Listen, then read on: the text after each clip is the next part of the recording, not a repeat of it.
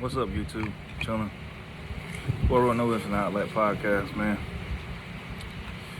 It's been a year. We are on January 2nd, man. And quite honestly, I am so glad that 2020 is done. I'm glad that shit is over with. I'm glad that shit is fucking dead. You know what I'm saying? That was a fucked up year. And anybody that was a part of it knows. I mean, come on. Like, we had a crazy ass virus release.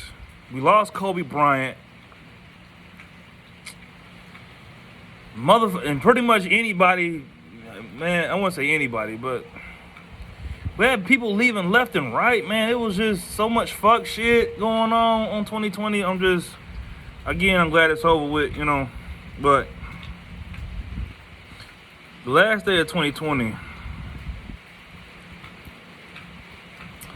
I don't think I look at New Year's the same anymore. Because I lost one of my best friends, you know what I'm saying,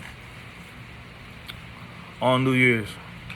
I don't know what time she passed away, but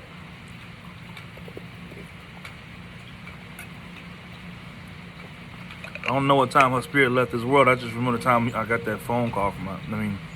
Messages from her mother, you know.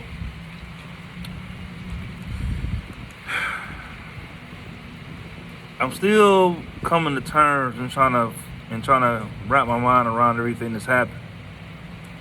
You know what I'm saying? And I keep coming up with the same answers. You know, I just feel like it wasn't fair. And I'm gonna miss my friend, man. I'm gonna miss a shot of my friend. That girl, man, I've known her since I was 23. You know, we were friends for like 8 years and some change. Like, I knew her kids, I knew her mom. I knew, man, that motherfucker taught me so much. Like, she the one got me started drinking. She taught me how to chase my alcohol. You know what I'm saying? She was the first person to help me smoke weed and shit. I mean, I wouldn't really know. And I never really took up the weed smoking thing like that.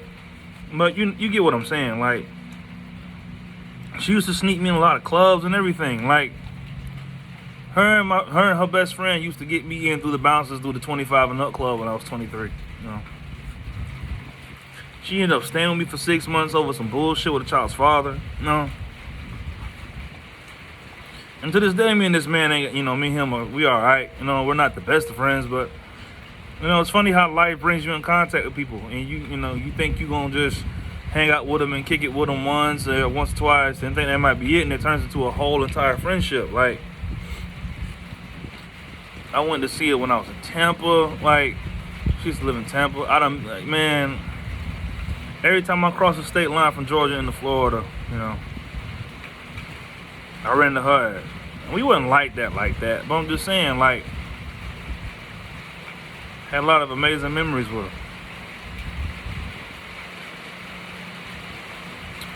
And I'll never get that back. I almost feel some type of guilt for being alive. I really feel like I could have been there and done something or something. I don't know. Like, you know, she ended up getting clipped by a drunk driver and knocked into a ditch. You know, and her mother told me she died at the scene.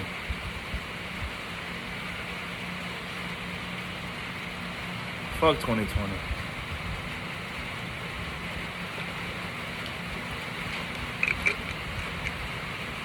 I ended up sleeping on my car probably a couple weeks ago for about 3 days, and she was the main one checking on me all the time. And, yo, you all right? You know, I had punctured my gas tank. This is like sometime after a little before Christmas. Now they're trying to make money. The Uber driving and shit. Punctured a hole in my gas tank. All the gas come out. I ended up stuck in the parking lot for 3 days so they wouldn't tow my car. You know, I didn't have the money to stay in a hotel like that. Most of the money I did have kept going to shit trying to fix that motherfucker. I remember because my cousin sat down outside, sat on the phone with me outside for 5 hours trying to talk me through a patch, you know. There are certain people you get in this life that you don't know how they're going to affect you and the people around you. Tara was a good person. Tara was a good person, and you know, I'm holding off on going to work for a while. You know, at least till after a funeral. I mean, I just got my CDO in the mail, and I'm gonna have to, you know, I'm gonna have to go back to work eventually. But I don't want to. Let me put it like this: I had this thing where I just would not go to nobody's funeral. Like, funerals would just tear me apart. Like, I have an understanding of death and life and shit. It's just, you know, I never liked the spectacle of a funeral. Like, you know, folks be jumping up and down, hollering and flipping out, and you know, the fact that the person's dying was enough for me, man. But you know, in the past year, I ended up losing. You know, I think my grandma passed away last year. I think it was the year before. Anyway, I ended up having to carry my great grandma out the house. And I understood that. I understood it because, you know, that lady lived a full life. She was damn near 100. You know what I'm saying? She probably done, imagine living to be 100 years old. Like, that is crazy to me. Like, my great-granddaddy lived to be 100 something. I think he lived to be 101. I'm not sure. I forget the ages. But, you know, it just trips me out how this life and death thing works, man. You just, I don't know. I wanted to see her grow old with her kids. Like, I wanted to see her get married. I wanted to see her, I don't know. She had just told me she got an apartment and everything. Like, it's just a lot to wrap my mind around.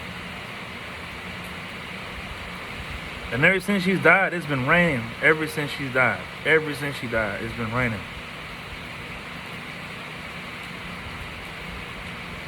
And I just find it to be a trip how your life can get cut so short, you know. So I try to make it a point. You know, me and my homeboy talk all the time, man. I try to make it a point to live my life. Like, this year, I'm going to Vegas. Like, I'm really going to Vegas. Like, I'm going to do something great with my life this year. You know, trucking's going to be a challenge, but I think I'll get it down. But I'm going to really make it a point to live life this year, man, because that's what she would have wanted. Like, she would have roasted me for it. And she'd have picked on me. Because that's all she did. She used to fuck with me all the time. Like, you know. She practically helped me grow up, man.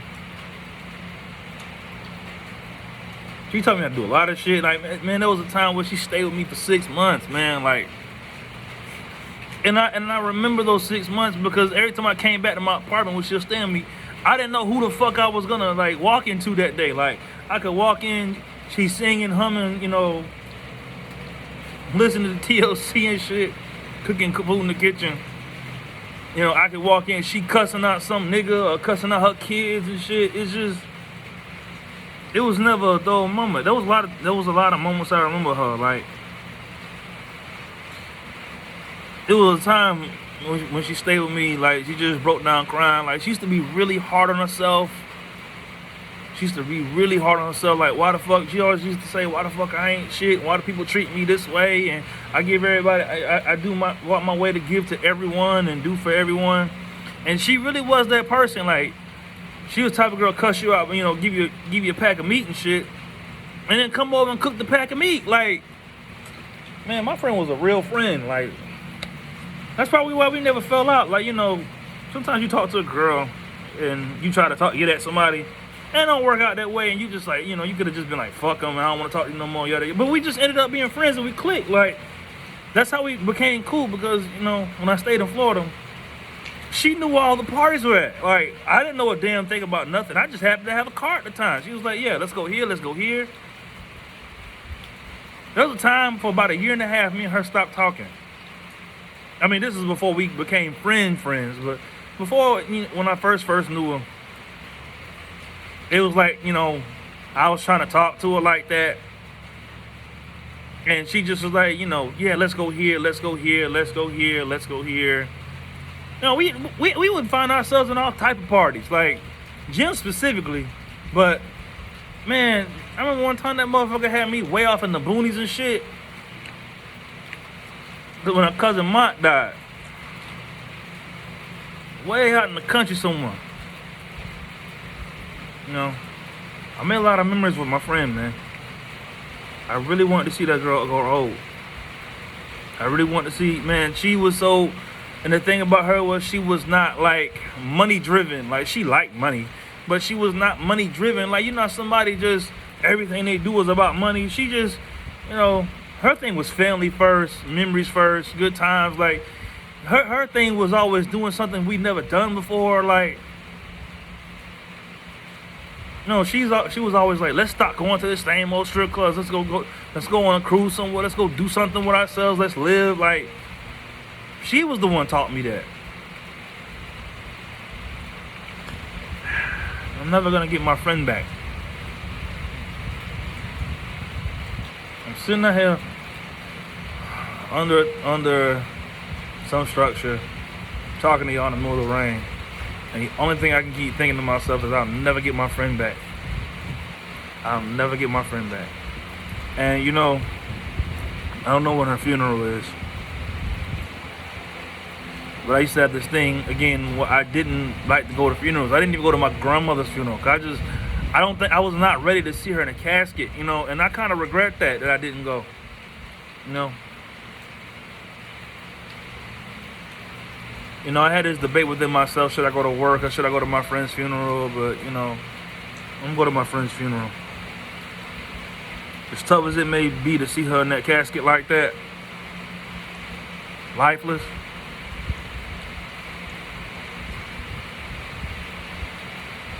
she needs to know that I care. She needs to know that I care. I would have did anything for that motherfucker. Hell, I did do man. That girl used to call me with so much shit. Looking back at it, Ronell, I need like $200 for my license. They about to suspend my shit. Man, how the fuck you just want me to give you $200? I know, but I'm trying. Look, I figure it out. Like, but she had done. It's one of them things, man. She had done did so much shit for me, man. How can I tell her no? I might give her the third degree about it, but girl, take the money.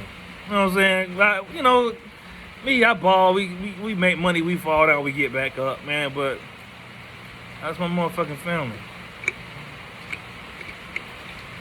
I just wish there was something I could do to get her back.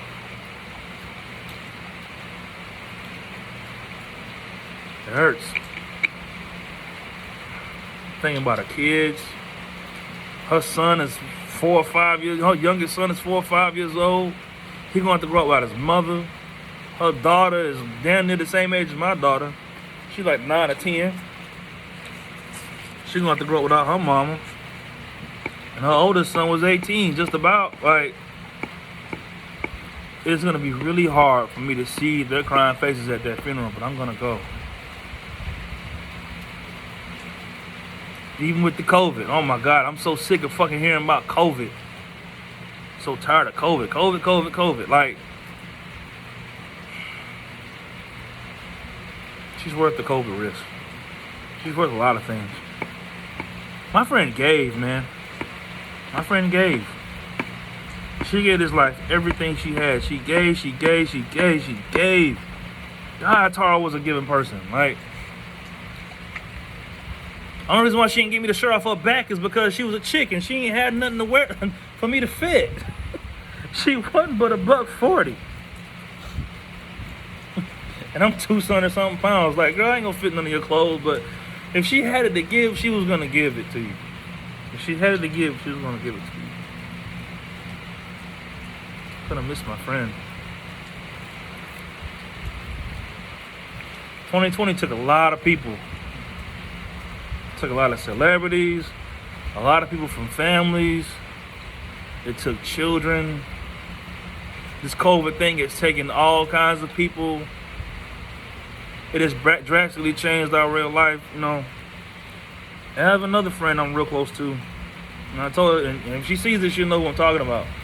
We're going to Vegas. I don't know how I'm going to do it, but I'm going to take her to Vegas and we are going to have a blast. Like, If there's nothing else I'm gonna do this year, I'm gonna take her to Vegas, and we are gonna make the Hangover 4. I don't give a fuck what we get into. Like, that is my motherfucking friend. Like, I have friends, but and that's the thing about her. You know, my friend that passed away. It didn't. I could have had a pocket full of money, and we could have went and did anything, because she was down to do everything. Like, as long as it wasn't no stupid shit, she was like, yeah, let's go, let's have fun, let's go, man. Tara was down to live life. That's the part about her I'm always miss. She was down to live life. She was down to give. She gave it everything she had, man. She gave it everything. She gave this life everything. And I'll never get that back. I'll never get that back. So fuck you, 2020. Straight up. Straight up.